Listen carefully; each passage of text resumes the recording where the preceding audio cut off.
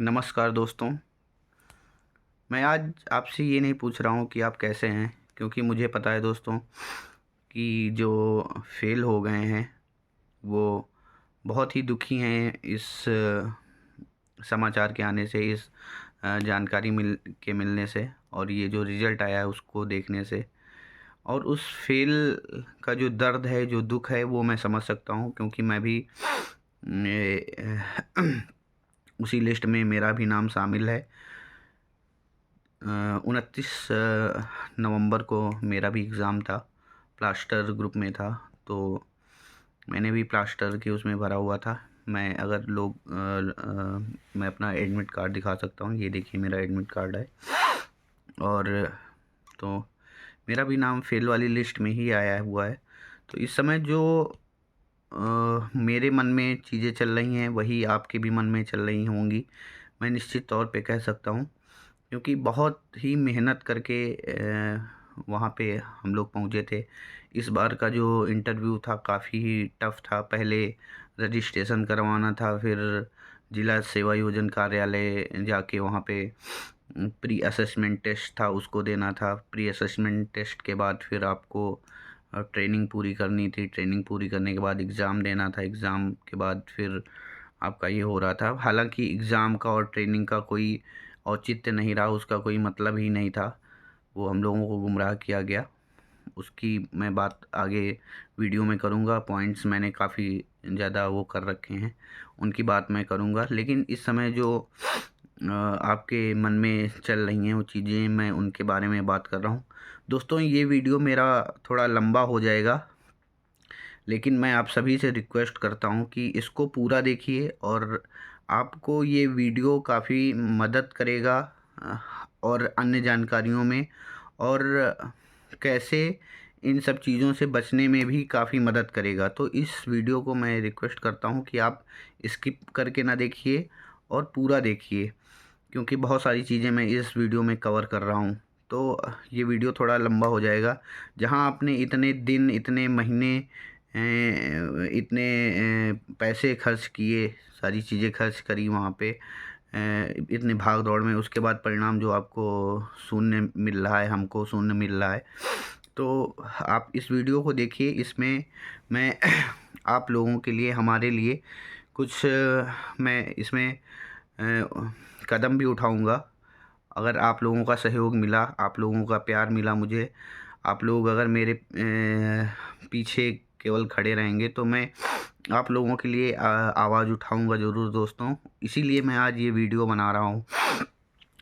तो जैसा कि हम लोग इतना मेहनत किए, आप लोग भी काफ़ी मेहनत किए हैं कि वहाँ पे इस बार का जो इंटरव्यू का प्रोसेस था काफ़ी लंबा था। तो कोई लखनऊ से है, कोई मऊ से है, कोई आजमगढ़, कोई बनारस, कोई बलिया, कोई बस्ती, मतलब ललितपुर से कई लोग आए थे, महोबा से थे। तो बहुत दूर दूर से, अन्य प्रदेशों से भी हमारे यहाँ पे लड़के आए थे, और काफ़ी ज़्यादा इन चीज़ों को, काफ़ी ज़्यादा परेशानियों को झेला। मौसम भी ख़राब हो रहा था। लोग वहाँ पे अलीगंज आईटीआई में आके वहाँ पे मंदिर पे रह रहे थे, रूम्स नहीं मिल रहे थे। तो काफ़ी पैसे की भी बर्बादी हुई, समय की भी बर्बादी हुई, क्योंकि हम लोग श्रमिक लोग हैं, और जो हम लोगों की कैटेगरी है, तो हम लोग उस लेवल पे नहीं आ पाते हैं कि इतना हम लोग अफोर्ड कर पाएँ।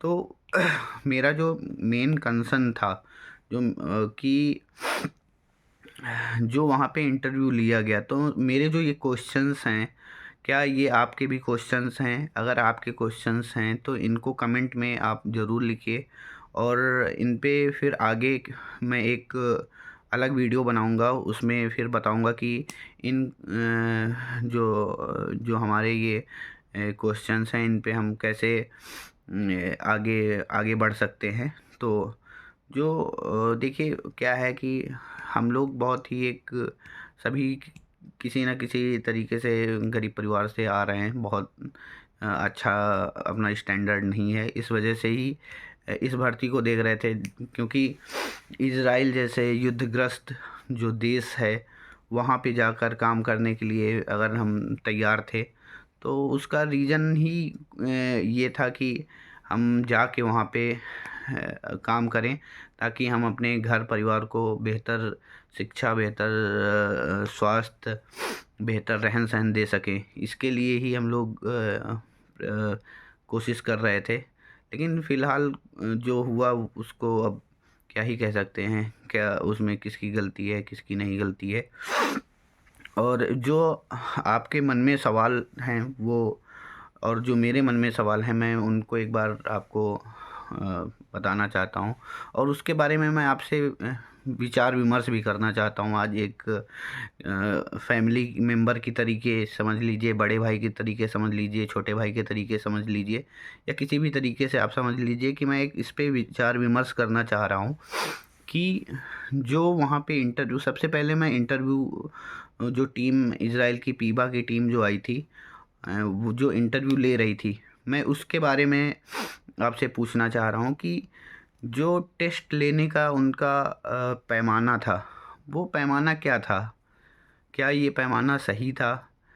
भाई किसी भी टेस्ट को लेने से पहले एक तैयार किया जाता है कि इतना समय दिया जाएगा इस काम के लिए। अगर प्लास्टरिंग के काम के लिए इतना समय दिया गया है तो उतना समय उस कैंडिडेट को दिया जाएगा, हर कैंडिडेट को सेम दिया जाएगा। जो भर्ती होती है उसमें यही होता है कि आप हर एक कैंडिडेट्स को एक ही टाइम देंगे, एक ही तरीके से सारे साधन देंगे, एक ही तरीके की सारी चीज़ें सुविधाएं देंगे, तभी उसमें जो बंदा सक्सेस हो जाएगा उसको पास और फेल करने का, उसमें जो फेल हो गया वो फेल हो गया, जो पास हो गया वो पास हो गया। तो ये तरीका होता है। अब कोई बार बेंडिंग में था, उसको 2 मिनट का समय मिला, कोई प्लास्टर में था, उसको 2 मिनट का समय मिला, कोई प्लास्टर का बंदा, किसी को 10 मिनट का समय दिया जा रहा है, कोई जो वर्क स्टेशन पे काम कर रहा है उसको 15 मिनट तक का समय दिया जा रहा है, कोई बंदा ऐसा है जिसको जैसे ही उसने औजार पकड़ा उसको तुरंत ही ओके बोल दिया गया, हटा दिया गया। तो क्या ये तरीका होना चाहिए? ये कोई तरीका नहीं होता है। हम लोग जो काम कर रहे हैं, आप में से अधिकतर लोग कहीं ना कहीं पे काम कर रहे हैं, कहीं पे काम करने जाते हैं। कोई अगर अपना काम करवाता है तो हम लोग क्या करते हैं, जो एक मिस्त्री होता है वो क्या करता है, वो पहले ज़मीन देखेगा, या हमको मान लो प्लास्टर करना है, किसी भी दीवार पे प्लास्टर करना है, तो हम पहले उस दीवार को देखेंगे, उसमें बताएंगे कि हाँ हमको इतने 6 एक का मसाला चाहिए कि 4 एक का मसाला चाहिए। कि जब मसाले के बारे में हमने उसको मटेरियल सामग्री के बारे में बता दिया जो हमसे काम करवा रहा है, फिर उसको बताएंगे कि हमको ये औजार चाहिए, या हमारे पास जो औजार हैं उन औजार को हम लेके जाएंगे, तभी तो हम उस चीज़ को बेहतर तरीके से कर पाएंगे। आपने वहाँ पे ना सारे औजार रखे हुए हैं, ना मटेरियल सही से दे रखा है, तो आप किस आधार पे आप उसको इंटरव्यू को ले रहे थे? क्या ये तरीका होना चाहिए? तो यही सारी चीज़ें हैं। ये पैमाना जो था वो संदेह के घेरे में है। हमारी नज़रों में तो ऐसा होना ही नहीं चाहिए। भाई जब आप सबको एक समान अवसर दे रहे हैं तो एक समान अवसर दीजिए ना। ये अलग अलग क्यों दे रहे हैं? किसी को 5 मिनट का समय, किसी को 3 मिनट का, किसी के पास औजार हैं, किसी के पास नहीं है। एक हमारे मित्र थे, उनको 14 साल का एक्सपीरियंस है, क्यूबा से वापस आए हुए हैं, काम किया हुआ है, ठीक है, तो उनको 2 मिनट का समय दिया गया। तो ऐसा तो नहीं होना चाहिए ना। तो यही सारी चीज़ें हैं दोस्तों। और दूसरी जो मेरी बात है, वो जो क्वेश्चन है मेरे दिमाग में, वो ये है कि इतने दिनों तक जो लड़कों को गुमराह, जो एनएचडीसी के अधिकारी थे या आईटीआई अलीगंज के अधिकारी थे, वो क्यों गुमराह कर रहे थे? जब उनको पता नहीं था कि ये जो इंटरव्यू हो रहा है वो उसके लिए ये टेस्ट या जो ये बैच बनाए जा रहे थे, उनको पता नहीं था कि ये बैच का कोई मतलब नहीं है, ये जो ट्रेनिंग हो रही है इसका कोई मतलब नहीं है। तो इस बैच को, इस ट्रेनिंग को क्यों उन्होंने करवाया? भाई बहुत से लड़के हैं, आप लोगों के भी ग्रुप में आए होंगे बहुत से ऐसे लड़के जिन्होंने ना ट्रेनिंग दी है, ना उनका कोई बैच बना है, ना उनके पास कोई सर्टिफिकेट है। जबकि उनके पास इंटरव्यू की कॉल आ गई, उनके पास इंटरव्यू का एडमिट कार्ड आ गया, उन्होंने अपना दे दिया और हो भी गया। तो ये सारी चीज़ें हैं दोस्तों। इन सारी चीज़ों पे एक बार हम चाहते हैं कि बात होनी चाहिए, अधिकारियों से होनी चाहिए।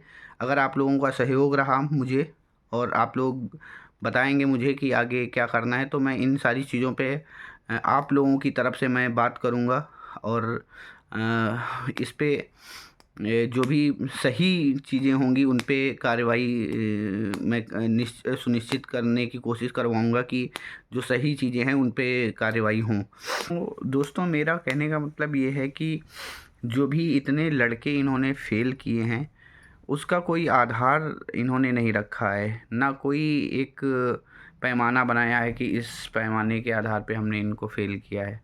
बहुत से आपके ही जानने वाले होंगे, आप खुद ही होंगे जो जिनको अच्छा अनुभव है, अच्छा काम करते हैं। दसियों मंजिल की बिल्डिंग आपने बनाई होगी, ना जाने कहाँ-कहाँ पे टाइल्स लगाया होगा, अच्छे-अच्छे घरों में टाइल्स लगाया होगा और बार बेंडिंग का भी बहुत शटरिंग का काम किया होगा। बहुत से ऐसे हमारे कैंडिडेट्स हैं आप सभी, तो जो कहीं न कहीं बहुत अच्छा अपने उसमें फ़ील्ड में कर रहे हैं, बहुत अच्छा अपने जो आस-पास क्षेत्रों में अच्छा नाम है उनका। लोग उनको पहचानते हैं, केवल उनके नाम से पहचानते हैं, फिर भी उनको इज़राइल की टीम ने फ़ेल कर दिया। तो आप किस आधार पे भर्ती कर रहे हैं? कम से कम आप ये तो बताएँ, हमारे जो श्रमिक भाई हैं, हम लोगों को ये तो बताएँ कि किस आधार पे आप भर्ती कर रहे हैं? भाई, भर्ती का एक तरीका होता है कि ये चीज़ें हैं, आपको उतना समय देना चाहिए था, या आपने किस आधार पे फ़ेल किया ये ही बताएँ कि किस आधार पे आपने हम लोगों को फ़ेल किया है। तो ये सारे क्वेश्चंस हैं दोस्तों, जो मुझे इन लोगों से पूछना है। वो भी ये तभी संभव हो पाएगा जब आप सब लोग एकजुट होकर मेरा सहयोग करेंगे। इस वीडियो को जो अपने दोस्त लोग हैं उन तक शेयर करिए और चैनल को सब्सक्राइब ज़रूर करिए, क्योंकि आप लोगों की जो सब्सक्रिप्शंस होगी और जो एकजुटता होगी, वो मैं तभी उसको दिखा पाऊँगा कि मेरे साथ इतने लोग हैं जो बात करना चाहते हैं, इस बात पे बात करना चाहते हैं, इस चीज़ को रखना चाहते हैं कि जब एक मेरे पास संख्या बल होगा। आपको भी पता है, जहाँ पे एकजुटता होती है, जहाँ पे एक संख्या बल होता है, जिधर ज़्यादा संख्या बल होता है उधर ही उसी की बात सुनी जाती है। अगर हम लोग इतने लोग हैं, अगर हम सभी लोग मिल के एक पर्सन का, एक व्यक्ति को चार्ज दे के उसको हम एक रिप्रेजेंटेटिव जिसको कहते हैं, उसको अगर हम अपना रिप्रेजेंटेटिव बनाएं, तो वो चीज़ों को, बात को रखेगा और आपकी बात को सुना जाएगा। नहीं आप एक एक करके जाएंगे, ऐसे धुतकार के भगा दिया जाएगा, वहाँ पे आप जाएंगे धुतकार के भगा दिया जाएगा। तो मैं ये चाह रहा हूँ कि मैं एक ग्रुप बनाऊँ और उस ग्रुप को ये जितने भी अभी हमारे ये दोस्त हैं उसमें सारे सारे लोग ऐड हो जाएं और उस पे हम लोग फिर प्लान करें, उस ग्रुप में ही प्लान कर लें कि कैसे आगे की कार्रवाई हमको करना है, कैसे जाके एनएचडीसी के अधिकारियों से बात करना है। और दोस्तों, मैं आपको ये विश्वास दिलाता हूँ कि अगर ज़रूरत पड़ी तो मैं लखनऊ एनएचडीसी और ज़रूरत पड़ी आप सभी के लिए तो मैं दिल्ली एनएचडीसी तक जाने की भी क्षमता रखता हूँ। तो मैं ये कहना चाहता हूँ आप सभी से कि ज़्यादा से ज़्यादा इस वीडियो को शेयर करिए और चैनल को सब्सक्राइब करिए, लाइक करिए और अपने जो भी आपके और जो आपके क्वेश्चंस हैं उन क्वेश्चंस को कमेंट के रूप में रखिए। मैं उन पे विचार करूँगा और उस पे फोकस करूँगा और फिर उसके आधार पे फिर मैं एक ग्रुप बनाऊँगा। अभी नेक्स्ट वीडियो में मैं अपने ग्रुप जो हम सबका ग्रुप होगा उस ग्रुप का लिंक मैं डाल दूँगा ताकि हम सभी लोग उसमें ज्वाइन हो जाएं। ठीक है दोस्तों, तो इससे हम लोग आगे चल के अपनी रणनीति उसमें बना सकते हैं। जो भी नई अपडेट्स आती रहेंगी उनको हम बना सकते हैं और एक ग्रुप्स के हो जाने से ये रहेगा कि कोई गलत इन्फॉर्मेशन आपके पास नहीं आएगी। कोई गलत इन्फॉर्मेशन आएगी तो उसको जानकारी करके, उसको जांच परख के फिर आगे उसको बढ़ाया जाएगा या उस पे वो किया जाएगा, अमल किया जाएगा। तो ठीक है दोस्तों, मैं अब इस चीज़ को मैं आपके ऊपर छोड़ता हूँ कि आप कितना इस वीडियो को शेयर करते हैं, कितना चैनल को सब्सक्राइब करते हैं और कितना वीडियो को लाइक करते हैं। और जैसे ही मुझे ये सारी चीज़ें लगेंगी कि हाँ आप भी इंटरेस्टेड है मेरे साथ इन सारी चीज़ों में, क्योंकि आपने भी काफ़ी पैसा बर्बाद किया है, अपना काफ़ी समय बर्बाद किया है, तो अगर आप इन सब चीज़ों में इंटरेस्टेड हैं तो मैं भी आपकी आवाज़ बनने के लिए तैयार हूँ। और जल्दी ही हम लोग मिलेंगे एक जगह। तो दोस्तों मिलते हैं। जय हिंद दोस्तों।